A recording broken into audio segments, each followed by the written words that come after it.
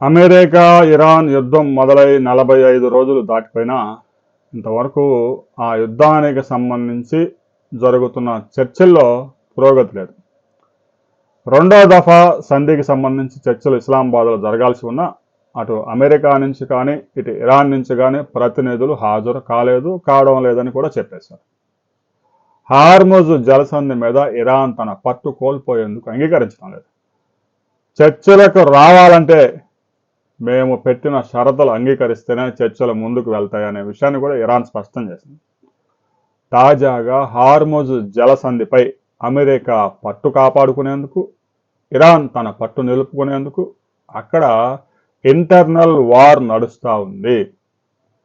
ఇరాన్కు చెందిన నౌకలు సిగ్నల్స్ ఆపివేసి రహస్యంగా వ్యాపారం కొనసాగిస్తూ ఉన్నాయి అనే విషయాన్ని అమెరికా కనిపెట్టింది. రష్యా నుంచి క్షిపణుల తయారీకి అవసరమైన మెటల్ రసాయనాలను తీసుకొస్తున్న ఓడను అమెరికా సీజ్ చేసింది. ఇక ఇరాన్ ఒక్క నౌకను కూడా కదలనివ్వడం లేదు.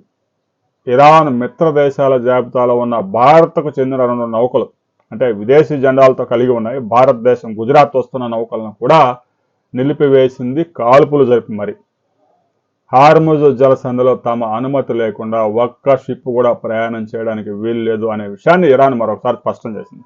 అటు మిత్ర దేశాల శత్రు దేశాల అనే దాంతో సంబంధం లేకుండా హార్ముజ్ జలసంధిపై పట్టు నిలుపుకుంది. ఇక్కడ డొనాల్డ్ ట్రంప్ 17వ ఇరాన్ని హెచ్చరించాడు. ఈ గ్యాప్ ఏదైతే కాల్పుల విరమణ మరొకసారి పొడిగించాడు, ఈ గ్యాప్ పొడిగించే కొద్దీ అమెరికా నుంచి పెద్ద ఎత్తున ఆయుధాలు అమెరికా హార్ముజ్ జలసంధి సమీపానికి తరలిస్తూ ఉంది. ఇక ఇరాన్ కూడా తక్కువ చేయడం లేదు. రష్యా నుంచి, చైనా నుంచి పెద్ద ఎత్తున ఆయుధాలు సమకూర్చుకుంటా ఉంది. మరొకసారి భీకర పోరాటం జరిగితే తప్ప యుద్ధానికి ముగింపు లభించే అవకాశం లేదు. అమెరికా, ఇజ్రాయెల్ జరిపిన 12,000 క్షిపణుల దాడుల్లో ఇరాన్ 25 లక్షల కోట్ల రూపాయలు పైగా నష్టపోయింది. ఆ నష్టపరిహారాన్ని చెల్లిస్తే తప్ప సంధి జరిగే అవకాశం లేదు అనే విషయాన్ని ఇరాన్ స్పష్టం చేసింది.